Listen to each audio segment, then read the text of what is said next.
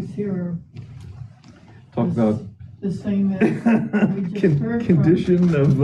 Well, I'm thinking, can they tie? Are they going to be able to? And I'm not going to ask this, but are they going to be able to go together on these lighting issues? Because they're talking lighting replacement here. Yeah, how that with their. See, we have the same problem over at our church. Okay. They're some kind of sensor thing, and we're having a heck of a time now getting replacement parts. Yeah, wow. And the other thing is too, everybody at the church has gotten so old that they can't climb. Oh, and one guy he had to build a scaffolding to go up. And we're trying to find somebody local over in Fairfax that might have a truck. Sure. Truck. Yes, with a cherry picker or whatever it is. Ready. Call the hearing back to order. City Manager, you're ready to go again. Thank you. Sure, and I'll be turning it over to Mr. Eric Neff from our school system. Good evening, everyone. Can you hear me? Yes.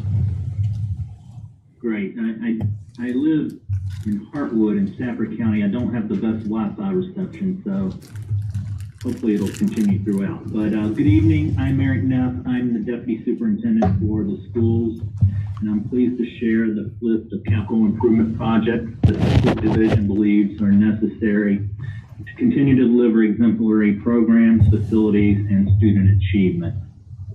The first slide, we believe, is the most pressing project.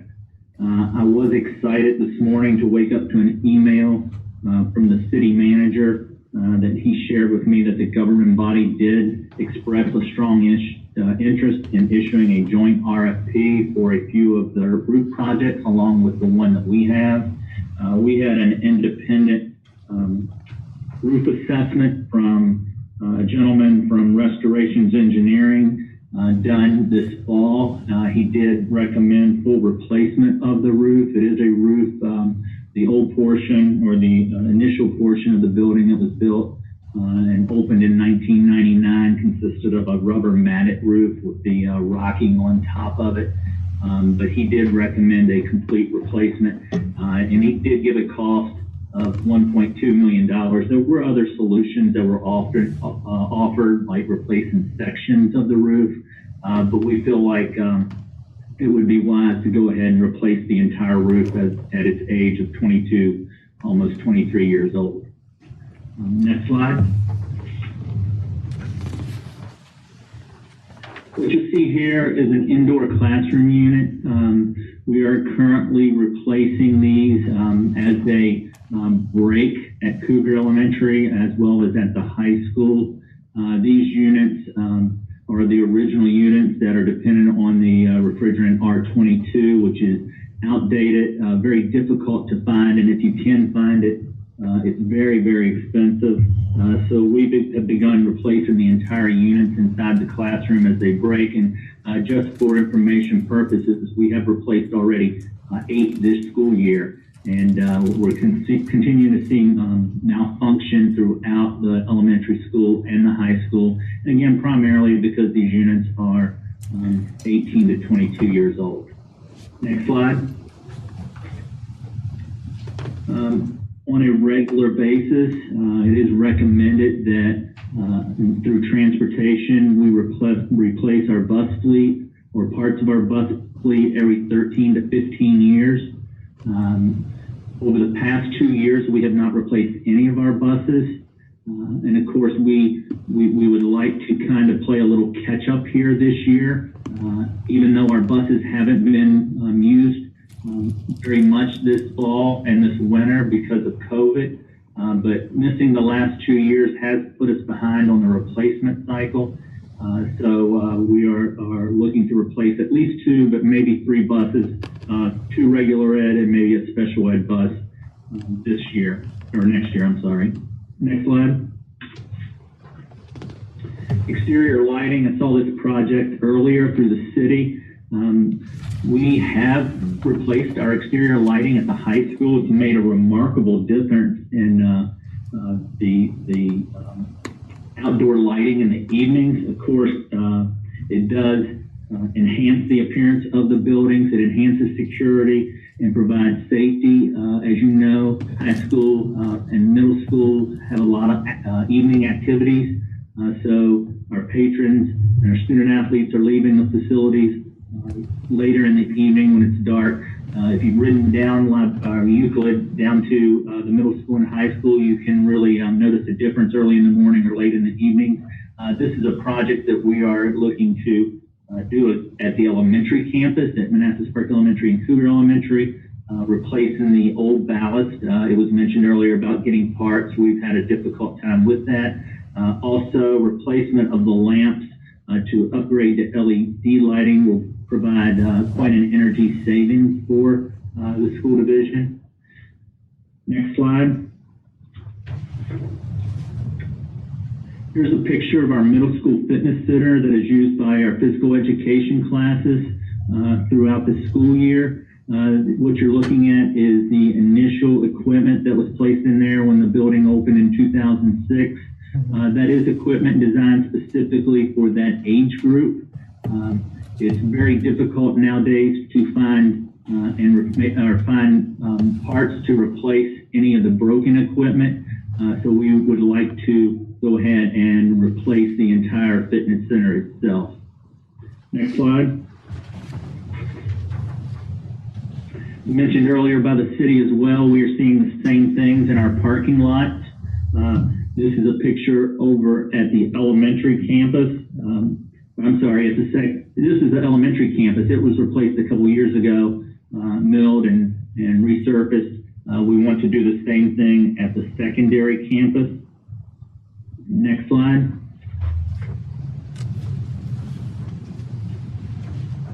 Here's a picture of the outdoor air units at Cougar Elementary School. There are 3 of them that serve that building. They are original units that were placed in Cougar Elementary School when it was built in 2001. We anticipate the cost of those replacements to be approximately $300,000. Next slide. A picture of the high school entryway. We've talked about this for a number of years. We've had some design work, some drawings that have been completed. It is a rather expensive project. We have not been able to put the finishing touches on it yet. We have put a kind of a Band-Aid on this for the time being, and that we have a greeter that is located just at the top of the steps. You can see that picture on the left. There's an example, or there's the front office. That front office where the receptionist, the administrative assistant sits, cannot view the front door. So it was very difficult to see who was entering the building. And then if you see the picture on the right, the handicap ramp that leads to the left and around the stairs is very difficult to get a view of who may be entering the building. Of course, we do have some safety locks on the building now where it's a buzzer system where they have to check in. But like I said, we have a temporary fix with a greeter who is stationed at the top of those steps to monitor individuals who enter the building. Next slide.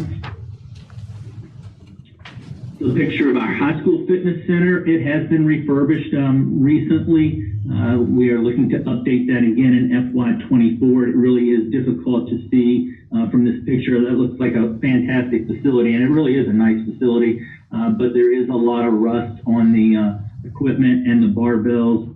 So we are going to do a refresh, or we'd like to do a refresh in FY24. Next slide. Another roof replacement, this time the middle school. The middle school opened in 2006.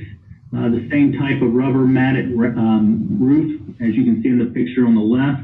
The picture on the right indicates some of the water damage that you can see in the ceiling tile there and the trash can underneath catching the drippage. It is a similar design as to the high school. Next slide. And then the last 3 projects are really on a time frame of to be determined because they're rather large projects. This was in our CIP last year. at our baseball field and our practice fields behind the high school, there's a little concession stand. We do not have any outdoor restrooms that for spectators that attend those events or for athletes who are playing. What that means is we either have to bring in a porta potty for spectators, or we have to open our building to use the restrooms inside the middle school, which provides unsupervised access to the building, which could create a security risk. So long-range plans is to put in an outdoor bathroom facility for spectators and for athletes to use. Next slide. A picture of our transportation facility right now. While there's plenty of room for training for our staff, there is not an independent building in which maintenance can be done to the buses. So there's no lifts or storage area.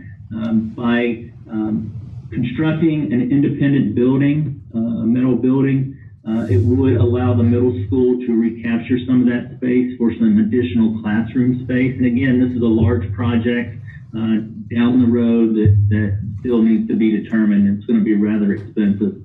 And then the last slide, our maintenance facility is located in the back of the middle school.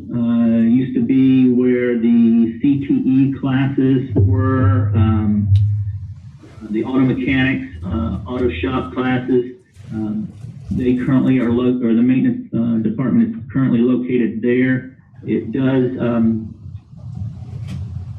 back up, or it's right at the middle school. So we would like to consider building an independent facility for our maintenance department. And I was really intrigued to hear that the city is considering something as well. So maybe it's something that we can discuss as we talked about the RFP for the roof projects that the city and the schools have in place moving forward. So that is it from the schools. Are there any questions? I have a question. Yes, ma'am. This is Martha. How many buses are currently in your fleet? There are, I want to say 38, I believe. And about how many of those are due for replacement? I know you're looking at 2 in the next few years, but how many of those would be rotating out, do you think? We are currently 2 behind where we should be. If we bought 3 buses, we would be just about back to our replacement cycle moving forward. And then they kind of overlap, you get them so that they all don't go out at the same time? Yes, ma'am. Okay, thank you. You're welcome. That's it for questions. Thank you. Thank you. Great, thank you all. Ben and Calvin? Okay, this is their transportation section. Start off with a discussion of the Connor Drive extension. This is a project to currently Connor Drive west of Euclid Avenue stops at the past Anna Court and Sandstone Way before the Novex substation. Concrete barricades there. Once upon a time, the Connor Drive extended through to Route 28. We're looking to extend that road back out to Route 28 with paved surface, sidewalks and parking along both sides of the roadway. We have designed that project, acquired right-of-way for that project and all the necessary easements.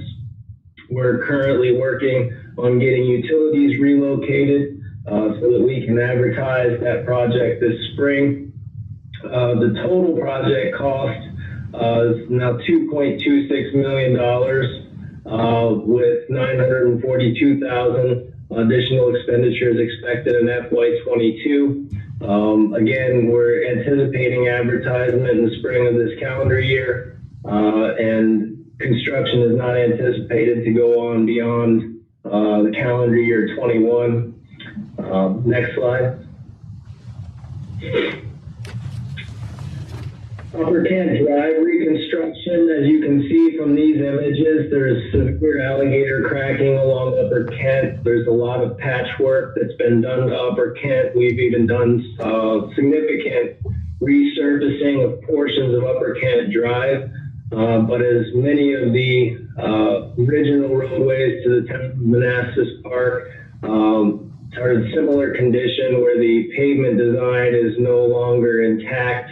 We're getting mud and sub-base pushing up through the top layers of asphalt, and it's going to require at this point, in order to maintain a nice surface on Kent Drive, a full depth reconstruction. In that there will be some utilities improvements. We do have a brand new 12-inch water main that was run down Upper Kent Drive with phase 5 water system improvements, I believe. But the water taps for the individual homes were never moved over to that new 12-inch main. So as a part of this project, we will be looking to move those taps over to the 12-inch main, so that if we had to abandon that existing 6-inch main, we could simply abandon it in place with no effect to our customers, our residents. The project cost on this estimated at $563,000. Design of the pavement design and the utility improvements is ongoing this year, and we anticipate spending approximately $459,000 in FY22. Next slide.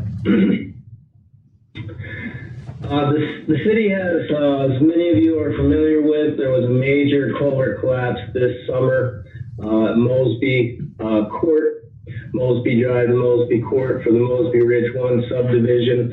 Unfortunately, there are numerous corrugated metal culverts throughout the city that are of a similar age.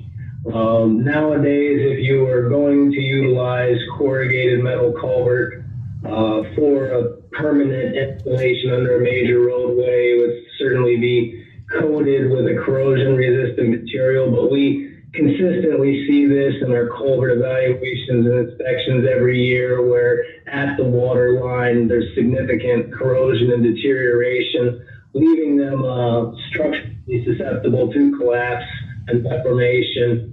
In that, Mosby Court was completely reconstructed in FY21 after the collapse. We still have a retainage to pay after the 1-year retainage period of $17,000. That'll be paid in FY22. Manassas Drive at Russia Branch, that is the 2 large culverts that go up with Manassas Drive toward the railroad building at the corner of the Palisades lot. There's actually, because of the condition of those culverts, we've had to put out weight limit signs. We've had some calls, where's the bridge?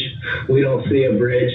VDOT considers these structures in their inventory, not technically bridges, but we had to put weight limit signs out because of the condition of the culvert. That is a substantial replacement project, and we have investigated an actual shotcrete repair where you install reinforcement, steel reinforcement inside the culvert and then cover it with shotcrete.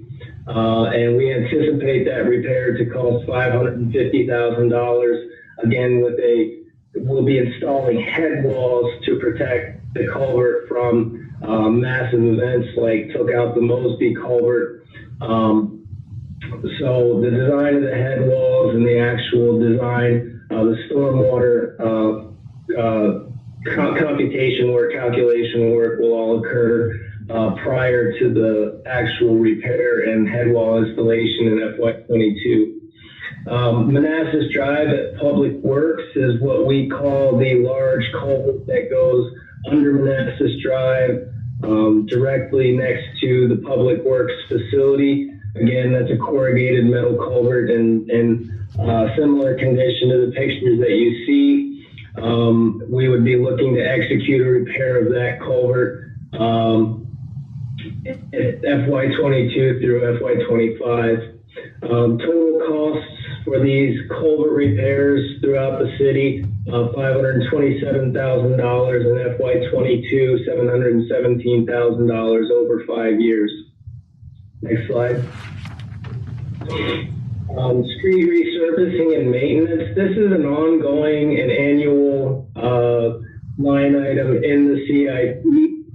There are two separate line items that you'll see in the line item CIP. There's the street improvements and resealing. That is purely targeted at resurfacing, milling and paving operations. We steadily tried to increase that over the years.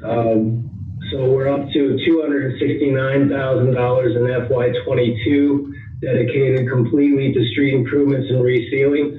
We also carry a line item called additional street projects, where we can target sidewalk repairs, curb and gutter repairs, concrete repairs to our actual concrete system, or if we so need to make a street resurfacing project make more sense, we can also spend that money from additional street projects to increase the amount of resurfacing we do in a year. But again, these are annual ongoing line items in the CIP. They total together $361,000 in FY22. They grow slightly every year, so it's a total of $1.9 million over a 5-year period. Next slide. PRTC, motor fuel tax, is another source of transportation revenue in the city. When people purchase gas in the city of Manassas Park, it goes to our PRTC Motor Fuels Tax Trust Fund, which is a trust managed by PRTC. We can use those revenues into that fund, or the balance in that fund, for transportation projects around the city. Because the fund, due to gas prices being exceptionally low for so many years, that fund has not been extremely healthy. We've been very careful with further encumbrances of that fund for transportation projects, because we also pay our VRE and PRT subsidies out of that balance. So we've tried to minimize the use of the PRTC motor fuels tax for new projects until we see that fund get much healthier as gas prices go up. But the two projects are no parking sign installations. We've made the decision for cost savings in the long term and less investment in maintenance to switch from yellow curb painting to no parking signs.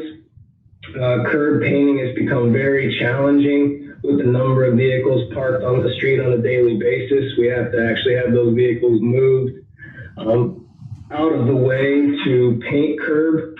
And no parking signs stay more visible longer. So even though the initial investment in installing them is slightly higher, the maintenance is far less.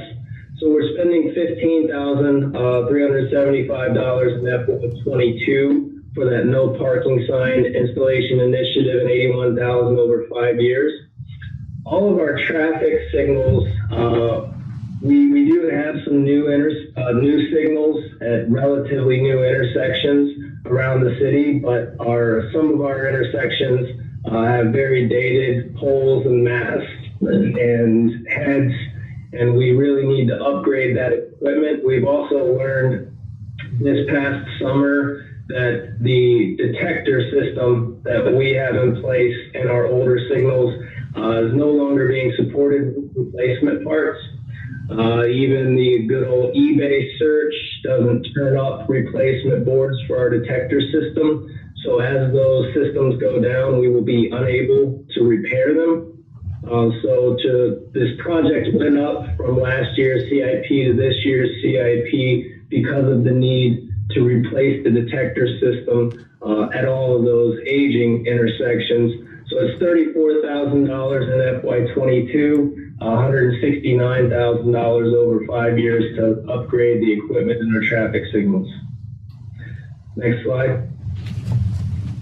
Manassas Drive traffic study. This is something that I've been asked to visit several times as the director.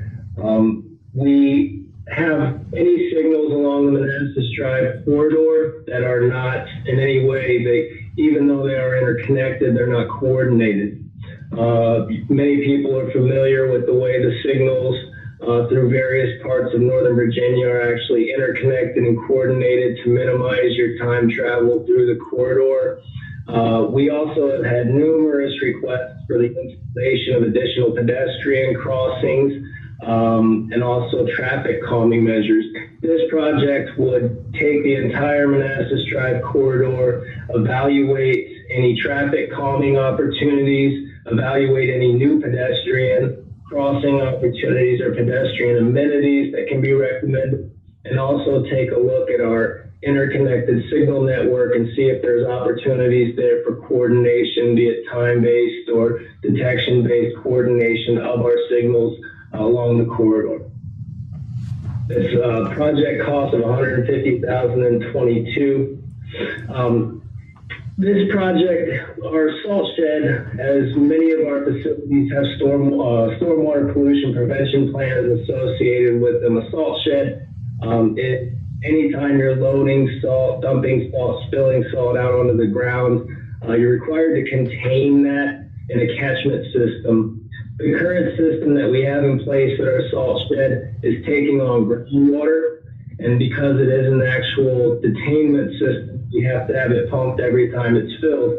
So because it's now taking on groundwater, we're having it pumped quite frequently, and it's getting very costly to maintain. So this project would replace that catchment system. It's $100,000, currently slated for FY23. Next slide.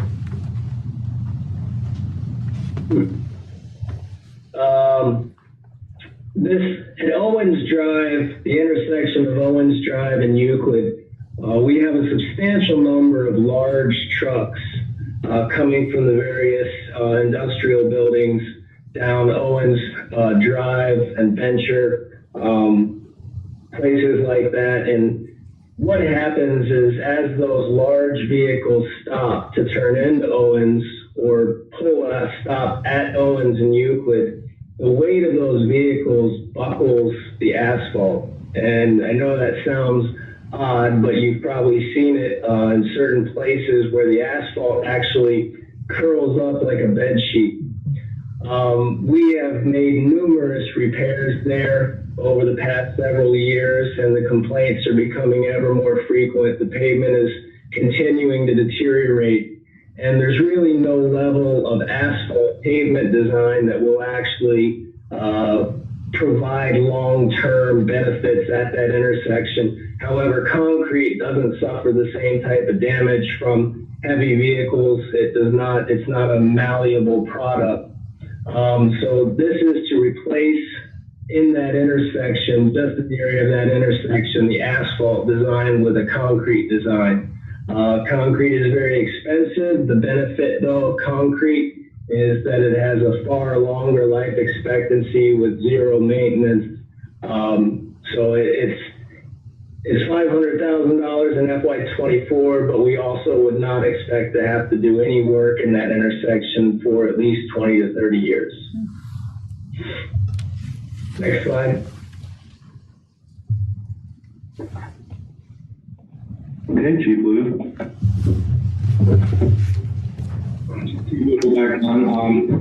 Here we're going to discuss some of the stuff that Chris Hines brought over on the Enterprise Fleet Management Program that was not covered through them that we decided to pull out. One of the biggest reasons is that this equipment needs to be purchased or by the department because of the sensitivity and the radios encrypted, the computers having certain programs on them, and also our contract with Exxon. So we projected for FY20 about $55,000, and that's to put 4 radios, 4 docking stations with laptops, and 4 in-car cameras to be equipped in all the 4 new vehicles.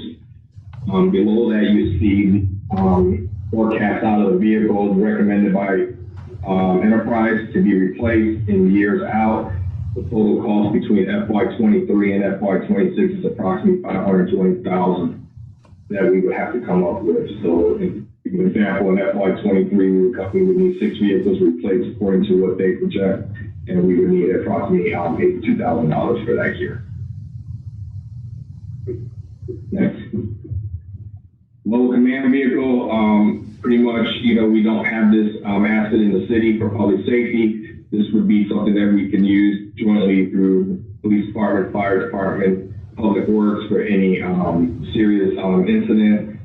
It could be a police matter, fire matter, or like the culvert that collapsed over Mosby. This would have been a good asset to be able to set up near the site and be able to be there close, still communicate with our dispatch center and be able to dispatch our resources accordingly. Also, this vehicle can also serve as a backup to our dispatch center if our vehicle, if our building was to go down or we're not able to occupy it at the time.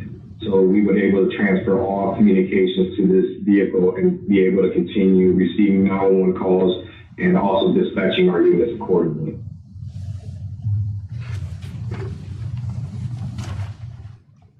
The 911 next generation upgrade, this is required by the manufacturer every 5 years. It's due in FY22. Due to how long we've had this and with the new upgrades and new technologies up there and other things that they're adding, it seems like every year for emergency communications. We did talk to the manufacturer prior to presenting this and asked them if we could defer this another year because of the cost. So they said we were good to go to FY23. Our goal is in FY22 to reach out to them again and see what updates are needed and see if we can do it in FY23 or possibly defer it a little longer out. Our CAT system, which is our dispatch system that allows us to, integrate our RMS, our reporting management system, mapping, any kind of NCIS interface or mobile data. It's the original one from back in 2005 that was purchased by the city. This is pretty much approaches end of life cycle. It's not compatible to new software technology. We are working with Exxon, which are RMS and body camera system, and try to see if they're coming out with or they have it now, but they don't have it available for Virginia now, but hopefully we'd have that soon for a new CAD system. We can add it on our, into our CIP and probably hopefully in FY24 and FY25. This was another thing that was identified by my staff, and we've had, some incidents where our officers were out there looking for either a suspect, a lost child, or a missing person in low light situations, and they made it difficult with flashlight to be able to see what's in the backyard in the wooded areas throughout our city. So the cost of this to be able to do our officers on patrol would be about $150,000.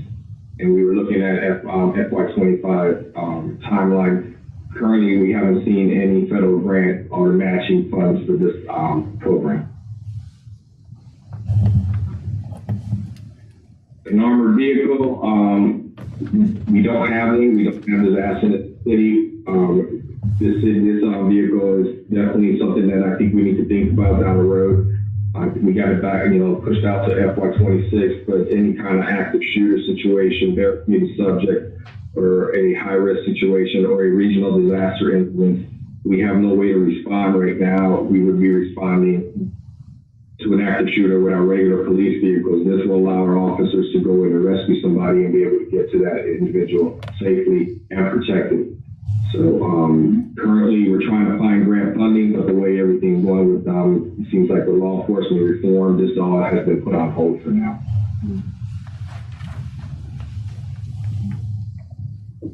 Okay. Any questions for police before we move on to fire? We have a question? I do. Chief, it's Martha. I would just comments on the night vision equipment. I certainly think that's something very important. If we don't even have it in place now, if you could possibly look at, and I know you say there's no grant funding available right now, but keep looking, because I think you should try to do that sooner than FY25, if possible. Yeah, We actually put in for something through the Cougar region, but obviously bigger jurisdictions like Fairfax, Loudoun, those areas were able to get them over us. I mean, we're a smaller agency, and I just don't know why the reasons, but we weren't able to get any. We were trying to at least get a handful from them, but we're also, I mean, we're going to keep very proactive and trying to see if we can find something out there or see other ways that we can fund this project.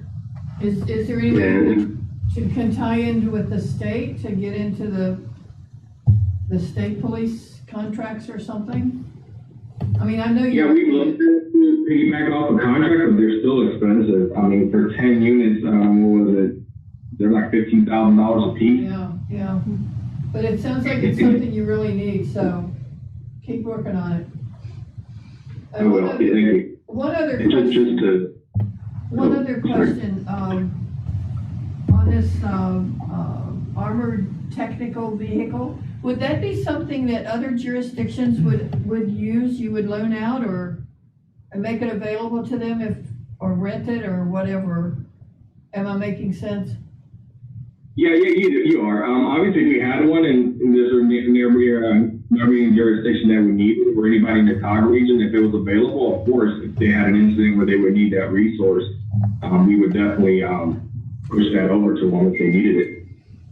Does anybody have it now in the area? I mean, some of the SWAT teams have it, but like Prince William has a full-time SWAT team, and Fairfax they have them. The issue that we run into sometimes is asking for this resource is we have to go through to get to it, and by that time, we're kind of behind the 8 ball a little bit trying to get to that scene and get this. Yeah, understand. Thank you. Well, I just wanted to make a general comment too, because the departments all submit their requests, and a lot of these projects really we want to do sooner rather than later. It's just I'm trying to make all the numbers work with our financial resources available. But certainly the Planning Commission, you all have it's almost your duty to kind of let the governing body know what you all think are your priorities, more in line with the comprehensive plan, and kind of submit your own recommendation in terms of timeline for these projects. If you all want to have that kind of follow-up conversation, I'm laying things out based off trying to kind of balance everything, but that's going to be my recommendation to the governing body. But it's good for the governing body to hear multiple perspectives. So even after you guys hear this presentation, feel free in the follow-up meeting to kind of discuss kind of what your priorities would be and pass it on to the governing body as well as citizen input. Thank you for that. Thank you. Absolutely. Okay, Chief Silver. Yes, sir. For the fire department, we have several things going on. So the first one is radio communications upgrades.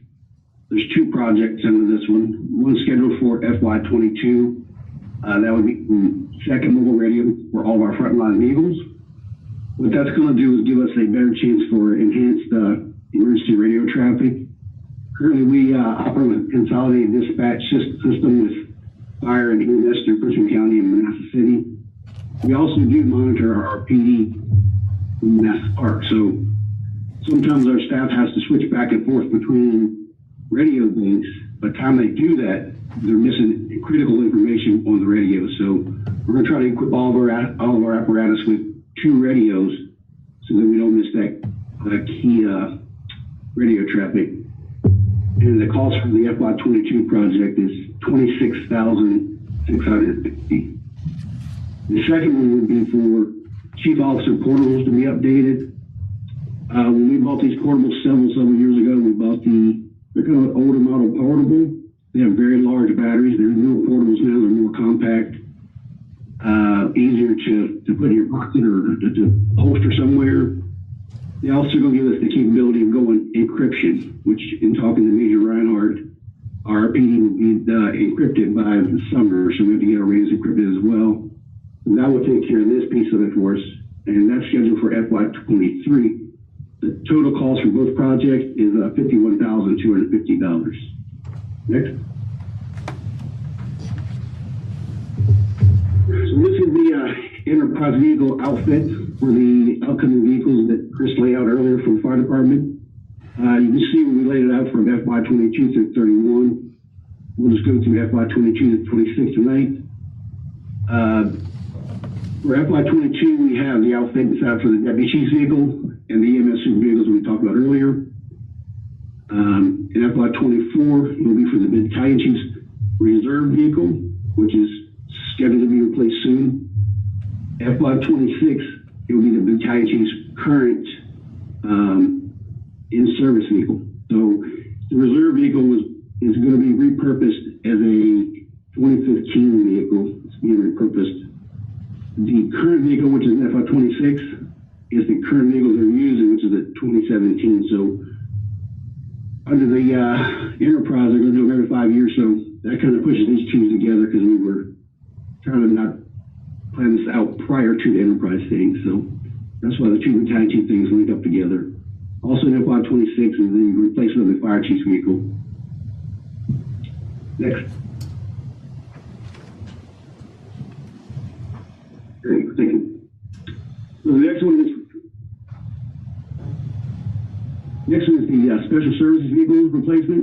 So we have two vehicles we consider to be special services that didn't make it into the enterprise fleet, simply because we're going to keep them longer than the 5 years that enterprise wants us to trade them in on. Plus the amount of equipment we're going to put in these things, it would be a lot easier for us to keep this in our asset a little longer. The first one will be the pickup truck you see there, which is the old brush truck for the fire department. It was currently a utility. That's 1994. That was back when Chief Evans was sold in the force there, running calls on the streets. Currently, we're going to outfit that with a skid unit so that we have another brush truck to be off-road, because now we have two parks to manage in our city. So we have to have that way to get off-road to fight little brush fires and all that back in the woods. Also, there is going to be a special services vehicle for off-road stuff. Currently, we have one that we received off of a UASI grant back in 2012. There was never a scheduled replacement cycle for this. We come up with that this year. That vehicle will be also used for the parks to go off-road and to do off-road stuff for the two parks, as well as special events and all that stuff. Those two vehicles together would be roughly $143 over FY 23-24. Next. So this is the replacement equipment for some EMS equipment that we recently purchased through the CARES Act. All this equipment was just purchased this year. It's all currently looking like it's just placeholders in the CIP. Our goal is talking to the city manager to buy this stuff right, looking at the prices of it. Should we hit hardship, we may need to keep this in to break this out over 25, 26 for these costly items. They're all EMS related items for care, patient care, and advanced life support. Next. The next one is our cardiac monitors. We currently maintain 4 monitors within our department. We have these set up on rotation so that all 4 of them didn't expire at the same time due to the cost of them. Currently, we have 2 sets of monitors that are going through FY 19 through 23. That project cost is $110,000. The impact for 22, FY 22 is $22,000. Moving forward, the project cost will be $132,000 for a timeline of FY 24 through 27. We found out this year that the FDA is requiring a mandate that it would be best to do these things every 4 years because you will replace them every 8 years. That's all they were doing with their software. After their software is gone after 8 years, they don't back up their software. So we used to do 5 years. We're going to put it back to 4 years so we get 2 cycles of 8. Next. The next one is a very touchy subject, which is it's a replacement of the ladder truck that we once had. We bought back in 2004 off of a FEMA grant. The city had very little money invested in this truck. We sold it in 2015.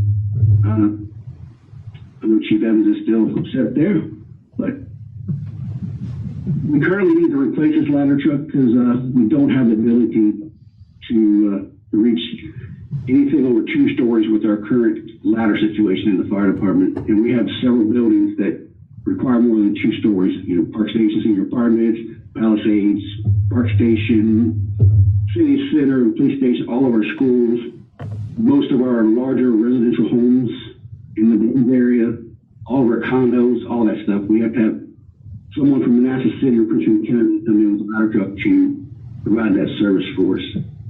Manassas City is the busiest ladder truck on the west end of Prince William County, so getting that asset when we need it may be difficult. So we would like to replace that into our fleet. The project cost for the apparatus alone is going to be estimated at 1.5 by the time we get around to it in FY24. So we have the asset and we sold it.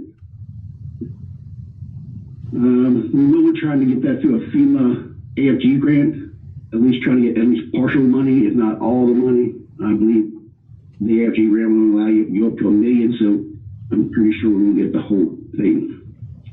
Next. So the next one is the ambulance replacement for the fire station. Currently, we are working now to replace the 2008 model ambulance we have, and it's going to be a cost at $325,000. It's going to be spread out over 5 years at $65,000.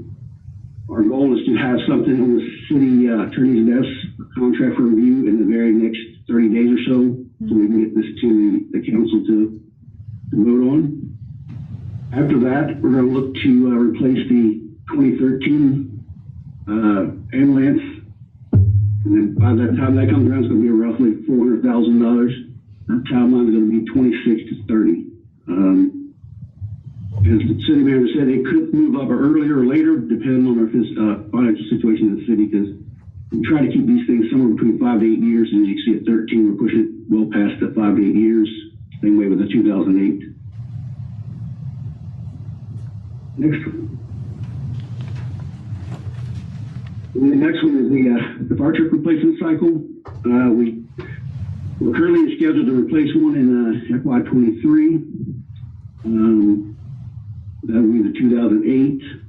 We're looking at least 5 annual payments of at least $169,000 for a project of around $920. The goal is, take that back, Brett, $845, sorry. We currently have a AFG grant, which is Assistance Firefighter Grant. We're working with Merchant McIntyre on filling out. That grant's supposed to be submitted tomorrow. So we're asking for this fire truck in that grant. Hopefully we'll find something this year. If that's the case, then we'll probably be able to get this thing funded in late 22, early 23.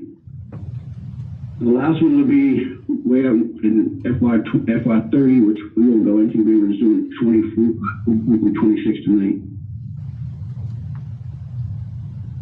Next. So also we have a personal protective equipment, which we call PPE. It's the fire gear that our personnel wear for fire incidents.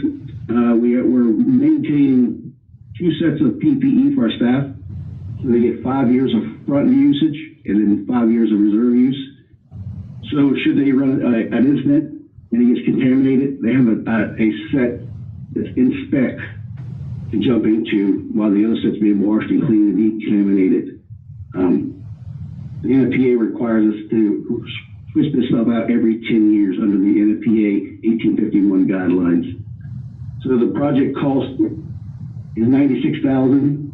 We started the current one back in FY20, so the cost for FY22 will be $19,000. So when FY25 rolls around, we're going to buy another set of gear for personnel. At that time, it's going to be $150,000. By then, we're looking to have additional staff on, so that's the reason for the increased cost. Next. And last is our self-contained breathing apparatus.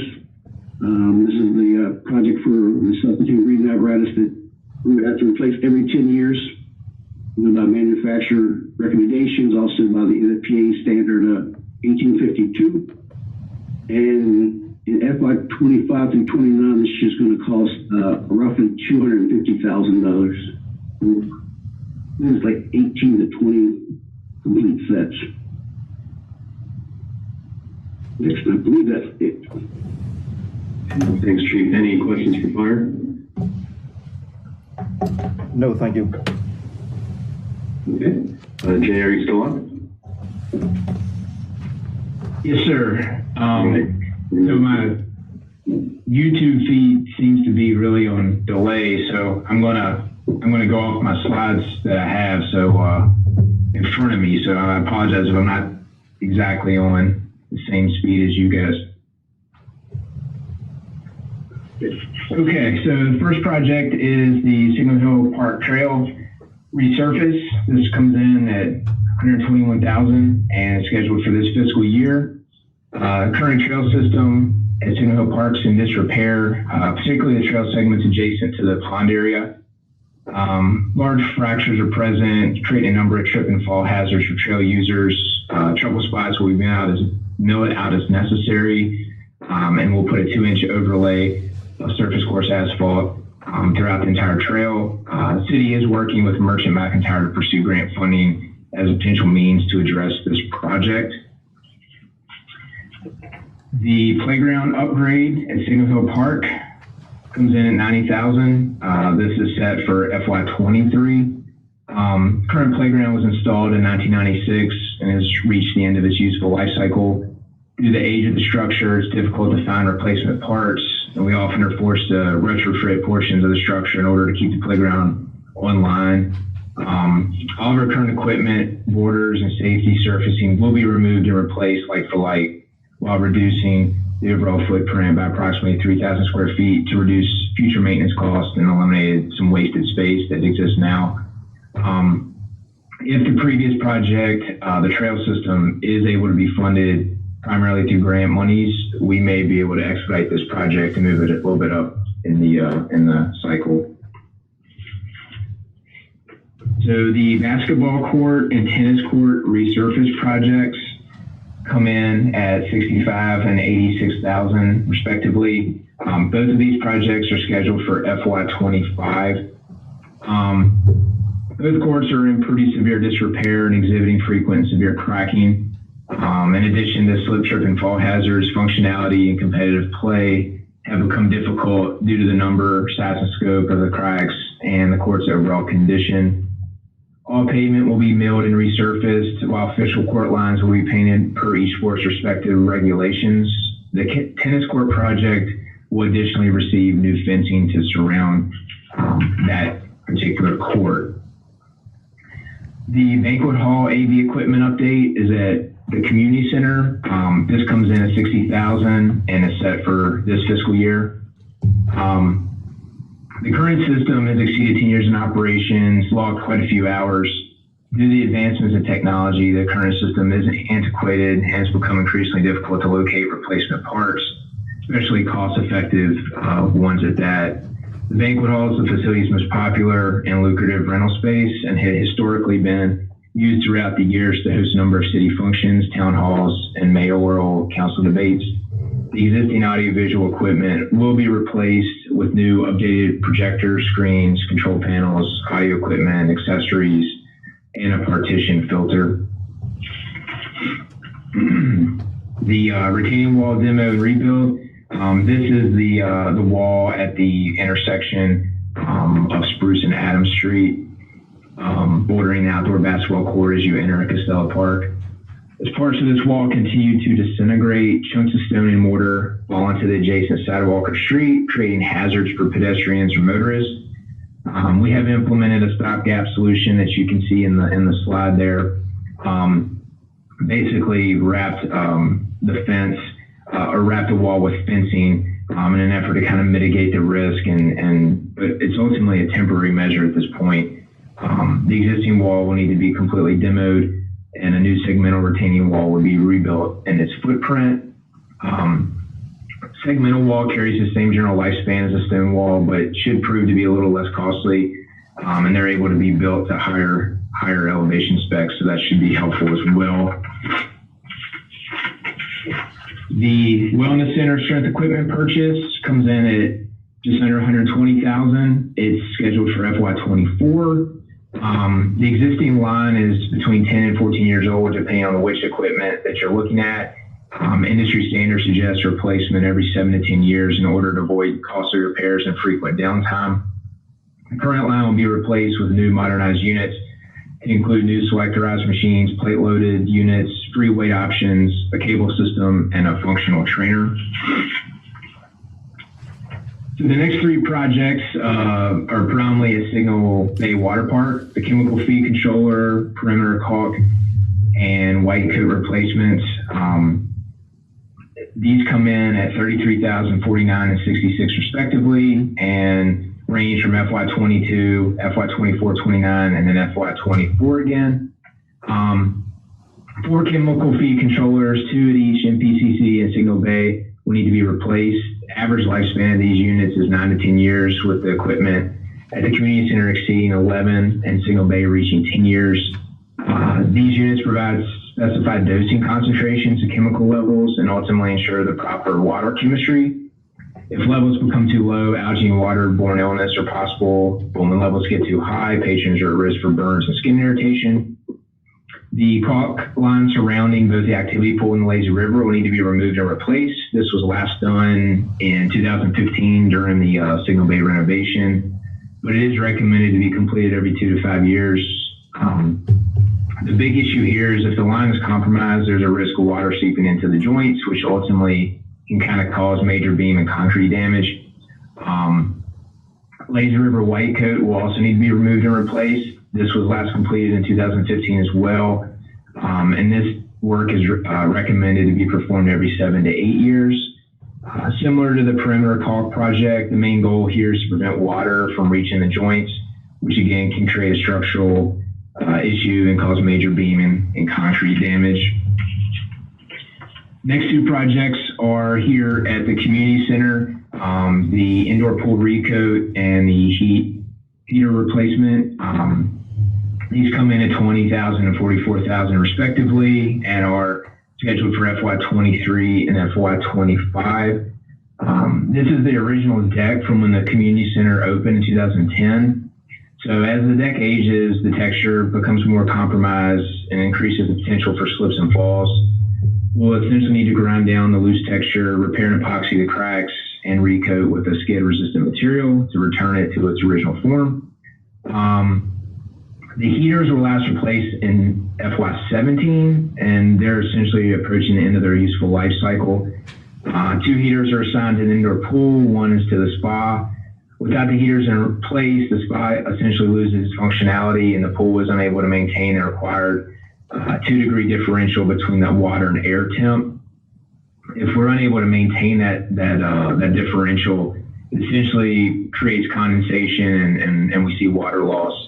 It also makes the environment kind of unbearable for the patrons. But again, just to kind of note here, if we're unable to make it to FY25, emergency procurement may be necessary in this particular case.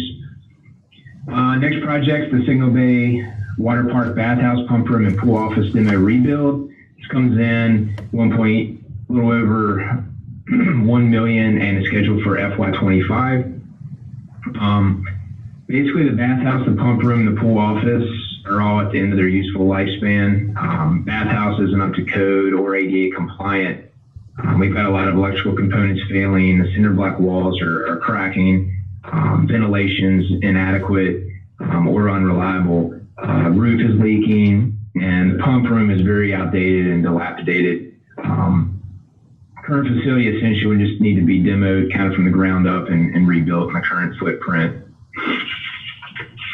So the next project is a vehicle replacement that wasn't really able to make it into the fleet project that Chris had mentioned earlier, just kind of due to the type of vehicle. But this is the one remaining vehicle in our fleet. It's our bus, and it's predominantly used for senior-based programming. This comes in at $65,000 and is scheduled for FY26. We're able to accommodate 12 passengers in the bus, and it is ADA accessible. It's actually our only ADA accessible vehicle that we have in our fleet, and it is what we use predominantly to support senior-based services and transportation. It's also what we have used here recently to support some of the vaccine initiative that the MAP Clinic has been putting forth here the last couple of weeks. So the next project is utility vehicle and zero-turn replacement. These both, the utility vehicle actually is a Costello Park unit. Zero-turn mowers we use throughout the city. These come in, the utility vehicle comes in FY24 for $12,000, and the zero-turn replacement is back-to-back in 24 and 25, 1 unit in 24, 2 units in 25. And that's just to replace the existing units that we have in our fleet now. Essentially, the vehicle you see in the slide there, the utility vehicle is over 15 years old. It's really kind of limping to the finish line. We've really got our money's worth out of it, but it's not the most reliable, and ultimately we're not really able to get find parts for it very easily, and keeping it running has proved to be quite a challenge. We basically use this for trash pickup, mulching, brush debris removal, those type of things here at Costello. And part-time staff predominantly use this, especially on the weekends when we don't have full-time support on site. So the trucks aren't available as an option, especially if we have some younger staff working that aren't able to drive the trucks.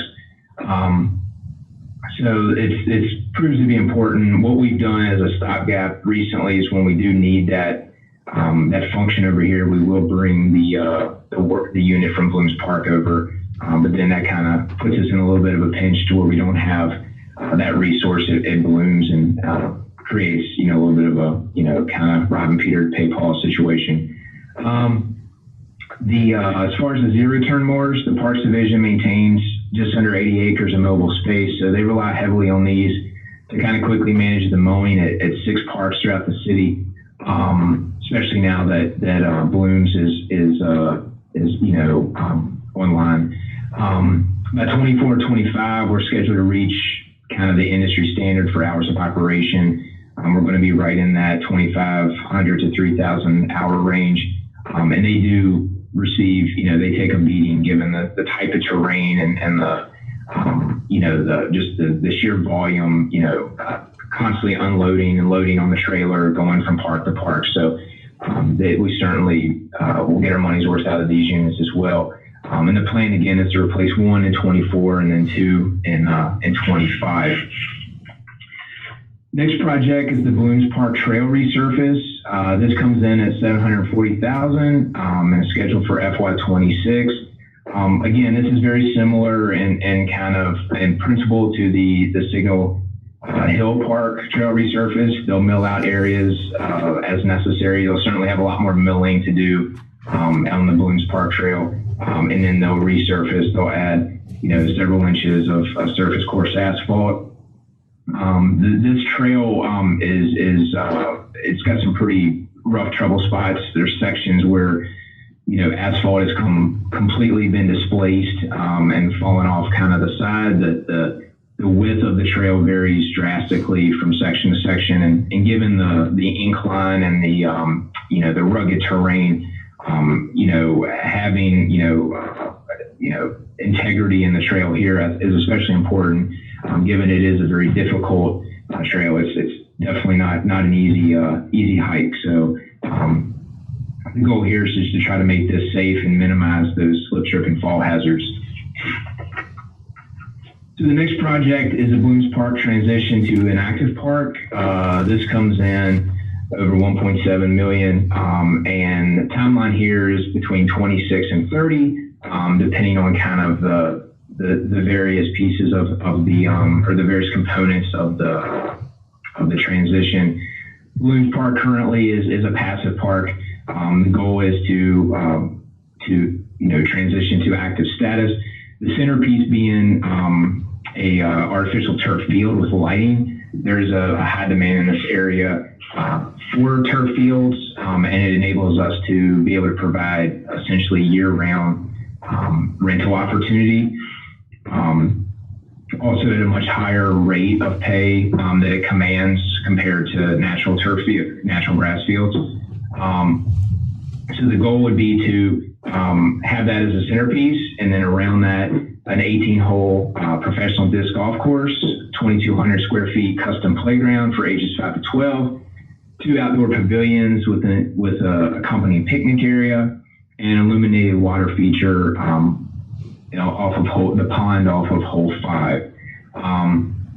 Again, the goal here would be to kind of have a nice blend of amenities that would increase patronage and active participation within Blooms Park, while also bringing in a significant revenue generator in the artificial turf field.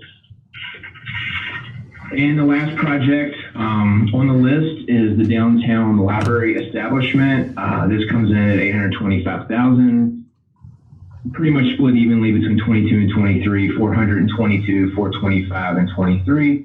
And this is basically just transitioning over from the modified transitional library that currently sits at Blooms Park to a fully functional, much larger 8,000 square foot facility that'll basically be nestled in the downtown district within the City Hall facility. This will allow us to provide a full menu of library services to the region. And the costs associated with this essentially are broken down into the 4 categories you see there. FFE, opening day collection, design, and technology. And the goal is, again, to extend this over a 2-year period in order to kind of like minimize the impact all at once. And just to add also to this slide, the city's receiving roughly $70,000 from the state for collection support. So in FY22, we'll be able to fund the $30,000 requirement for ongoing kind of additions to the collections for the transitional neighborhood library that will then also carry over to the downtown library, plus an additional $40,000 for the new library. So the materials costs for the collections will be covered in 22, and then in 23 as we ramp up the collections for the larger library, at least 70,000 of that 210,000 there in the ODC row will be covered by state funding as well. So that brings down kind of the fiscal impact for both of these projects. And then in terms of the previous slide, the active park use, the goal is to start the conversation. You can see there that we're putting there 2030s. We really just want to start putting this out there for both the planning commission, for the governing body, to really give us kind of their vision and then also the community's vision for what they'd like to do with the park. And why it's important as well is because when we start bringing back the public-private partnership ideas for the stream restoration, there may be opportunities for other nutrient credit efforts with the stream, also with the actual reforestation as well. There may be opportunities to have that vendor also kind of do some work on the trails. There's different things that we can discuss, but we really want to start having the conversation about the future of Blooms Park with the governing body this year. So I asked Jay to reach out to different vendors and just come up with different concepts for what we could do with that park, what the budget figures would look like, so that you all have kind of all the necessary information kind of informing you about what the potential costs would be for different scenarios of what we do with that park. So thank you, Jay. And are there any questions for staff for Parks and Rec projects? No questions. Thank you. Okay. Alan? All right. The first batch of projects here are Public Works equipment. This is the purchase of new and replacement equipment to help us maintain and improve our level of service for infrastructure maintenance and operations. In FY22, it's $153,000 in equipment purchase. Again, this equipment is used to service both streets, general fund, and as well as water sewer enterprise fund, your sanitary sewer and water supply system, and also your stormwater infrastructure system. So most of the purchases out of this equipment list are split between all three, the general, the water sewer enterprise, and the stormwater enterprise funds. A total of $519,000 over the next 5 years. We'll go to the next slide, which is a list of the equipment that we're speaking about. Initially, our brine maker and brine sprayer. Our brine maker was purchased many, many years ago, paid for itself in the first year by reducing our brine costs from around 80 cents a gallon to 3 or 4 cents a gallon, depending on the price of rock salt. That our ability to make affordable brine has not changed, and that price varies ever so slightly with the increased cost of road salt. But as you can see, it's not a major purchase, $7,500 for a new brine maker that has lasted us a decade. And then a brine sprayer. Again, we talked about the vehicle necessary to fit that too. It's a very large tank with a bar that goes across the back to fit the sprayer nozzles. A paint trailer, that is again to facilitate our roadway marking operations. And allow us to go into place paint operations for marking of the streets. 4-ton hot box, kind of a funny sounding name, but that's actually allows you to continue to do pothole patching and repairs in the winter without wasting asphalt material. So you can actually get your materials from the plant, and as normally, those have to get to the site and be applied in a certain amount of time before they cool, or else you've wasted the material. 4-ton hot box would actually be something where we can purchase the material, use what we can use, to keep it warm while we're traveling from place to place, making minor repairs, and then the material is never wasted, can always be heated back up. Bush hog track machine. This is a rather expensive purchase, but we have numerous stormwater ponds that the city is responsible for maintaining, many of which have very steep embankments or hold water, which makes the bottom of them very difficult or impossible to get machinery and people into. This is actually a remote controlled track machine, so that personnel and vehicles don't have to go inside of the stormwater pond. This machine can be controlled from the top of the embankment to keep people safe and out of harm's way. An enclosed equipment trailer, that's simply to keep our mowing equipment safe and locked up without occupying space in the bay. Currently, the way we protect our mowing equipment and keep it from people and keep it out of the elements is to actually pull it inside of the bays every night. That becomes quite a challenge, especially in the winter months when we're trying to keep our actual plow equipment inside, so we don't have start issues and so that we don't wet our salt sitting out in the elements. UTV, that's simply to access all of our stormwater, water, and sanitary sewer easements, to get personnel and equipment along those easements where we don't have vehicular access. A 12-inch chipper actually is for stormwater purposes, for clearing out of major stormwater easements, drainage ways, and stormwater ponds. A mini excavator is something that we rent quite frequently. We usually acquire a mini excavator several times a year for projects. But a mini excavator in our fleet would actually allow us to not swap out the bucket on our full-size excavator as often, to access smaller places without risk of damaging roadways or yards, and would give us another tool in our arsenal to operate to either do multiple repairs at once or do smaller repairs in smaller areas without having to rent equipment. Rubber tire loader, this is just a replacement. Our current rubber tire loader is aging, and we're scheduling this one for replacement in FY24. Light towers, we use these all the time. We do repairs of water mains and work at night quite often, and our light towers are starting to show signs of fatigue. They don't want to stay up, they don't want to go up. They don't want to stay running. These are actually self-generated equipment.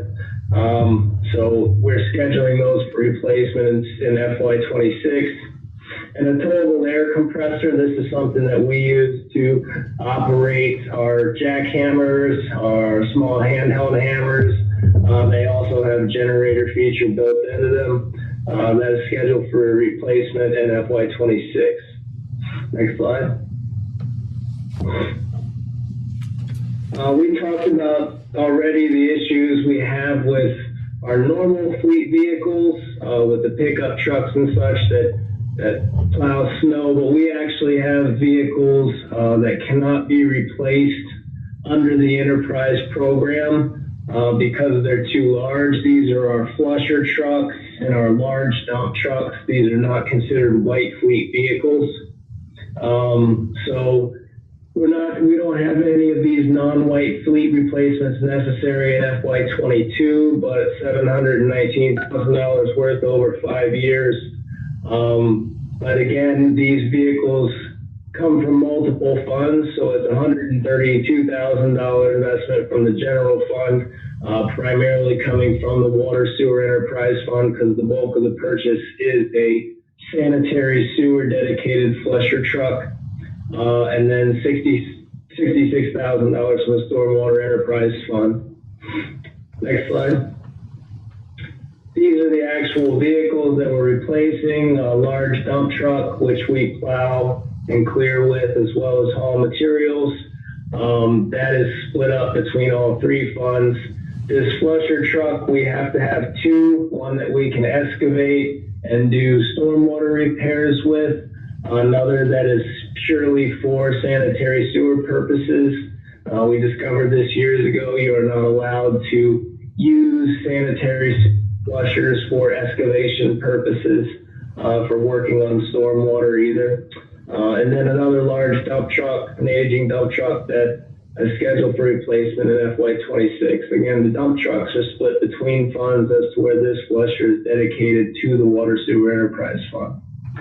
Next slide. These projects are purely Water Sewer Enterprise Fund projects. This first slide is about our RUMS line item, repairs, replacements, upgrades, and maintenance. This covers major repairs and replacements and upgrades to your pump stations, your water system in general, your sewer lift stations, emergency repairs to tanks.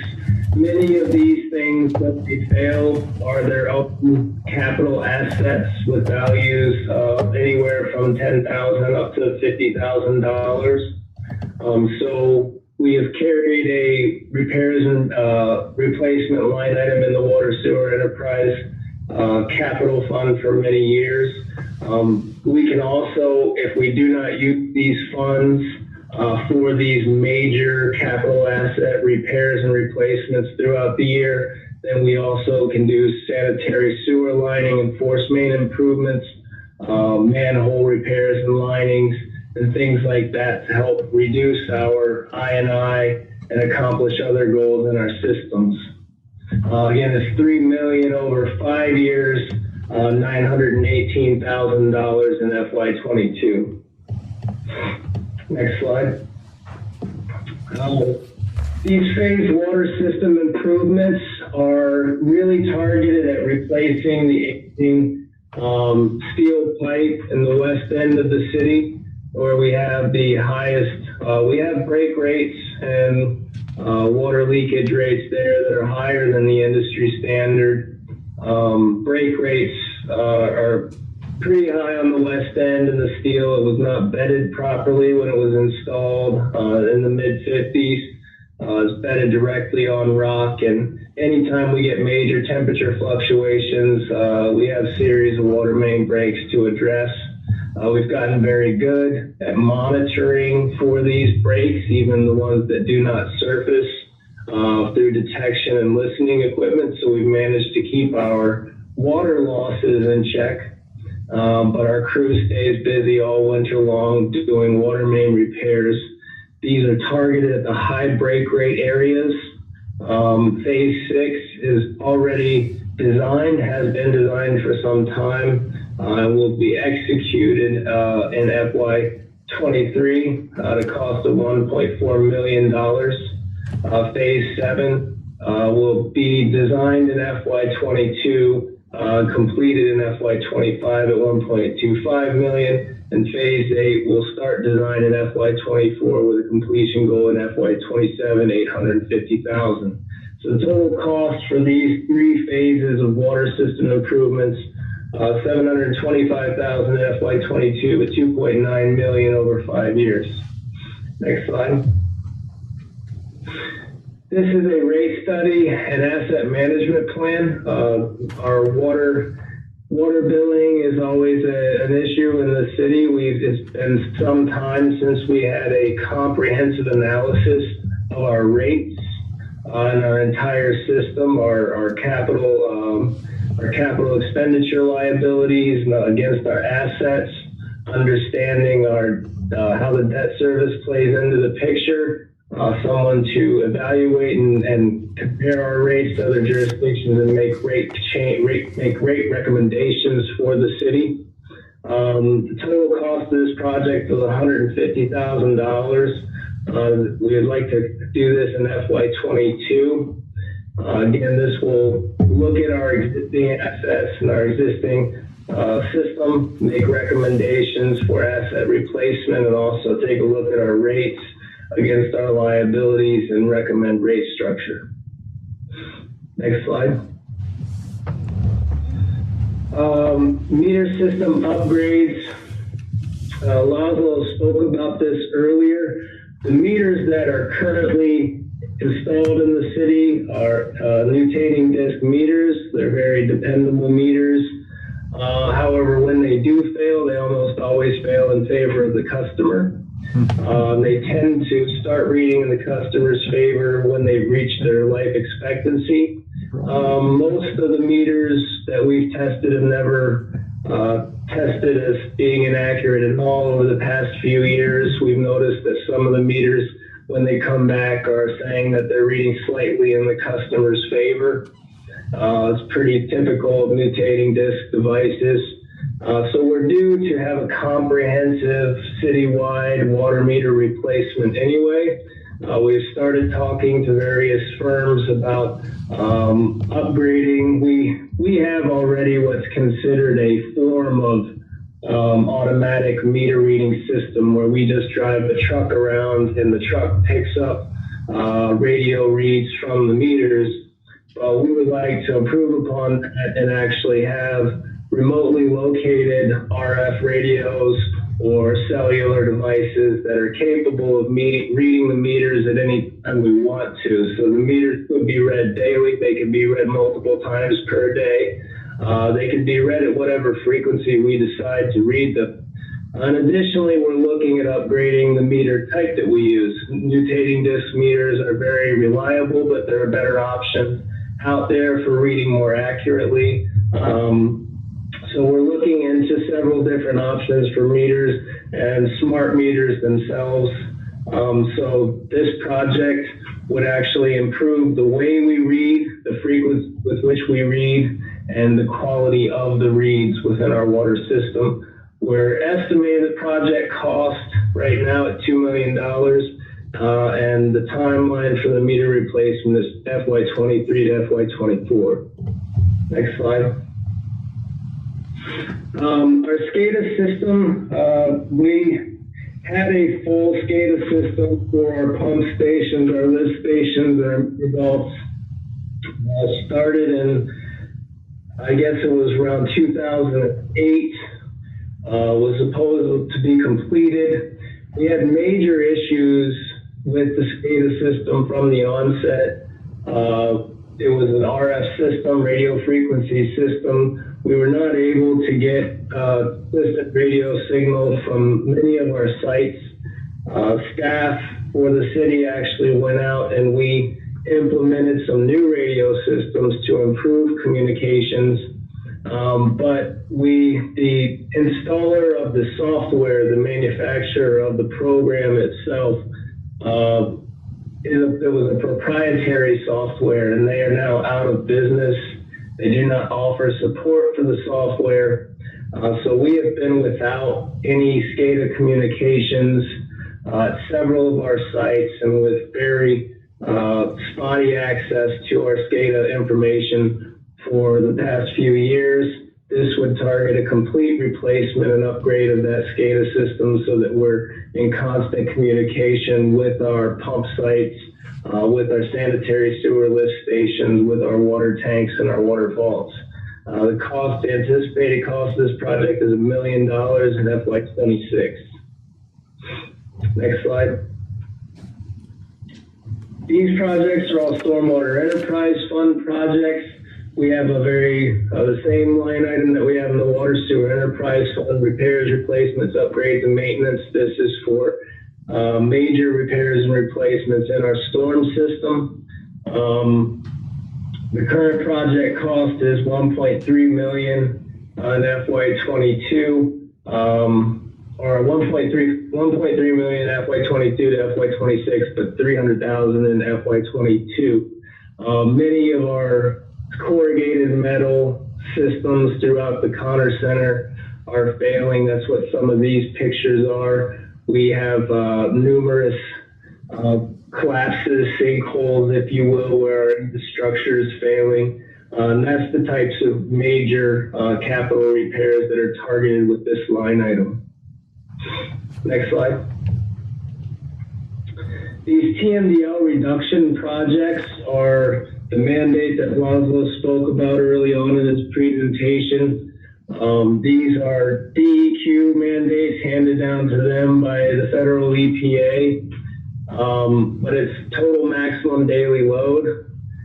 This was a 3 permit cycle goal set out. We're on 5-year permit cycles. Our first permit cycle was in 2018, but it was only 5% of the ultimate reduction that was required in 2018. But in order to meet that long-term FY28 goal or permit cycle 28 goal of reducing our total maximum daily load, we will have to start venturing towards stream restoration. Connor Center Pond 1 is one of the smaller projects that we already have designed that will be executed when the new downtown is completed and stabilized. We don't want that construction activity to ruin a brand new retrofit of a pond. So that project is temporarily on hold until the downtown is completed. Russia Branch stream restoration. Laszlo spoke to our hopes that we can find a more affordable way to do that.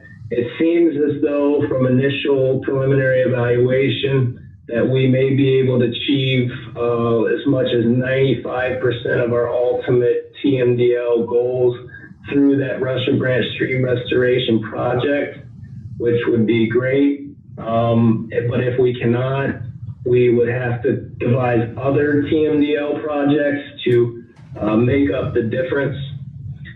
So right now we know we're doing the Connor Center Pond 1 retrofit. We know we're doing Russia Branch stream restoration, and we're not quite sure what those other Tmdl projects will be when we have to execute them. We're not spending anything on this in FY22, but our current estimates are $13.1 million over 5 years. And again, we have to execute these. We technically could be said that we would have to execute these by FY28, but because we are owners in the Uosa sewer treatment plant, we actually get nutrient reduction credits through their treatment of sanitary sewer and discharge into the creek. So we have bought ourselves some time through the application of those nutrient credits, which has staved off our immediate need for capital investment in these projects. Next slide. These Connor Center maintenance projects, we spoke about that during the RUMs. These are caused by the aging corrugated metal pipes that run throughout the Connor Center. We have had to extensively look at the Connor Center, especially where numerous sections of these corrugated pipes are causing these types of sinkholes, and target these corrugated metal pipes for replacement, so that we are not causing these issues on people's property. These are typically in stormwater easements on privately owned parcels. We're currently looking to spend $100,000 in FY22, $525,000 over 5 years, and this is a major priority that we've just been trying to fund because these pictures are sometimes taken by us and sometimes taken by business owners in the counter center. So we really need to start focusing on these types of major repairs. Next slide. Bmp Pond Evaluation. Again, this is another sort of unfunded mandate from the state. As a condition of our MS4 permit, we're being given the heads up that they're going to require complete rehabilitation plans for all of our city-owned stormwater ponds. Many of our stormwater ponds that we are responsible for date back to the original construction of the Conner Center. We either do not have complete plans for those ponds, or we have ponds that are in extremely poor shape compared to their original design, or perhaps weren't even constructed in accordance with their original design. But the city will ultimately be responsible for making sure that our ponds perform the goal they were intended to perform, that their maintained condition is capable of handling all of the water and treating all the water it was intended to treat. So a little bit of this will just be mucking out and reconditioning in those cases where we actually have pond plans, and especially as-built pond plans. Some of this may require some reverse engineering and some work from consultants to actually help us arrive at what the proper repairs of the facilities should be. But this will be a requirement of DEQ for our future MS4 permit submissions. So we're going to start working on this in FY22. Next slide. Laszlo spoke about this earlier. The image on the left is actually what shows up on the floodplain maps,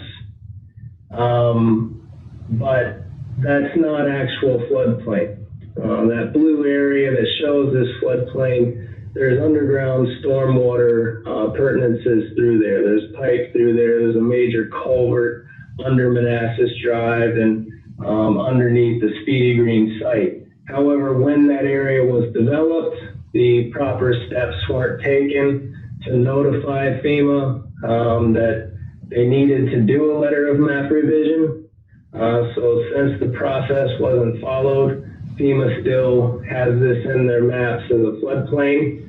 We were hoping to address this through the most recent map revision process, but we've been notified that this will require additional investment to remove this floodplain delineation from this area. What this does is says that essentially these lots cannot be redeveloped, cannot be built upon any further without violating our own zoning and floodplain ordinance, and that someone's going to have to invest the money to prove that this is not a floodplain. So unfortunately, it's going to cost us about $50,000 to do all the necessary study and documentation to prove that this is not floodplain, but it will free up the area for future development, free of any sort of restrictions, and that will certainly increase the appetite for redevelopment investment in this area. Next slide.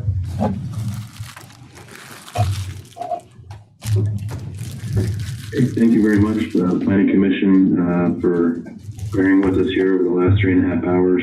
Do y'all have any final questions for us? I do not see any. Thank you, City Manager, and your staff there. We really appreciate the detailed taking us through the draft CIP. And just to let you know, there are no members of the public present, so I just want to make sure that's on the record. We do welcome the opportunity to check in with you at our March meeting. So if you would like to do that, we'd like to have you to any highlights. If we have any questions or comments, we'd be happy to share with at that time. If that's okay with you, we'll appreciate that time with you at our next meeting. Great, sounds good. Thank you. Great. So if there's nothing else, then I'll go ahead and request to close the public hearing. Is there a motion to close the public hearing? So moved. Second. All those in favor signify by saying aye. Aye. Opposed? Motion carries unanimously. The public hearing is closed at 10:31. Very good. Thank you all. Okay, so we just have one more public hearing on our agenda this evening. Okay, I'll try to make this as brief as I can. I'm going to take off my mask. So I'll just open up the public hearing here. No, that's okay. No, that's all right. I'm getting ahead. That's all right. I'd like to open public hearing for zoning ordinance text amendments, ZOTA number 21-01, off-street parking for enlarging residential dwellings. The time is 10:32. Mr. Barry, you have the floor. Thank you.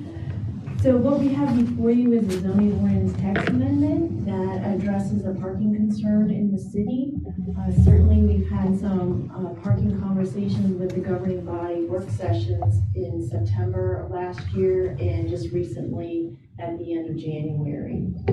One of the concerns is the construction of larger homes, especially on the western end. And as our zoning ordinance identifies, any addition is exempt from the parking requirements. So to address that concern and hopefully provide some more on-street parking, what this amendment does is remove that exemption and requires every dwelling, single-family dwelling that comes in for an addition, if it's 10% or more of the gross floor area of the existing house, they will have to demonstrate they meet the current single-family detached parking rate of 2 spaces. And those are typically 9 feet by 18 feet wide, or excuse me, 9 feet wide by 18 feet long. So when they come in, they have to use a plat when they do an addition. So as part of that, they're gonna have to show that they can accommodate 2 spaces in their driveway. Believe that, and driveway spaces have to be paved. So that also is important. And just as a reminder, there is a limitation on pavement in the front yard. It's 20 feet wide or 20% of the width of the lot, whichever is greater. But that doesn't mean they can still go on the side and in the rear, but at least to accommodate the parking, they can't pave the entire front yard. So that will remain. You have a copy of the clean version and red line version of the ordinance that shows the changes, and I'm happy to answer any questions. Staff is recommending approval. The governing body is anxious to have this in place as trying to address the parking concerns. Thank you. Okay. Any questions? I do not have any, sir. Okay. None from me. I have a question. Since we were discussing how some of the houses are pretty small over there and a 10% addition would almost be nothing on an 800 square foot house, would it be a good idea, or what does anyone else think about maybe saying anything under 1,000 square feet is exempt or has a higher percentage? Would that be beneficial? And I'm not married to 1,000 square feet. I was just trying to, I was looking at the sizes over there, and it's a real big range. I think we'd have to go back to the city attorney. I know, as he mentioned before, maybe not with this body, but there has to be something that is treating everything equally. True. And there's the 10% is in the commercial, for additions to commercial spaces. That's, if it's 10% or more of the gross floor area, that means that they have to meet the parking requirement for that component of the building or the addition. So that's where the 10% is coming from.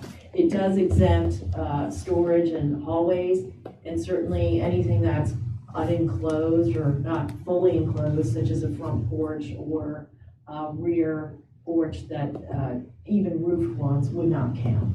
Okay, thanks. Maybe I'll just email Dean. Sure. I mean, you can, if you feel you need this to come back, we can certainly do that. Again, the 10% is really just kind of the basis of what the current ordinance has. Yeah, I don't feel like I can bring it up on council. Sure, It's an right, issue. correct. So I'm fine. Thank you. Okay. Good. Any other questions? Thank you. No members of the public are present, just for the record. Great. So thank you very much for the presentation. And if there are no questions, then I'll go ahead and close the public hearing. The time is 10:35. Okay. Any discussion before we go for a motion? If we're ready, then I'll ask for a motion to recommend to the governing body for approval zoning ordinance text amendment ZOTA number 21-01 for off-street parking for enlarging residential dwellings. So moved. Motion, second? Second. Any further discussion? All those in favor signify by saying aye. Aye. Aye. Opposed? Motion carries unanimously. Thank you. Thank you. Very good. So there's no unfinished business. Report of special committees. Okay. And any information update from community development staff? Sure, just, I think I mentioned these in our previous meeting, but we are anticipating site plans for the Village of Manassas Park at your next meeting. And as mentioned by Laszlo, we can discuss the CIP in margin as well if in April if need be, once budget figures are obtained. So maybe for the March discussion, we could have some brief discussion about prioritization to facilitate that for the planning commission. Okay. Very good. That's it. Okay. Great. Thank you. Thank you. And with that, I'll entertain a motion to adjourn. So moved. Motion, second? Second. Second. All those in favor, signify by saying aye. Aye. Opposed? Okay. Okay. We got one opposed. All right. Motion carries unanimously. The time is 10:40. You just want to get on the record, don't you?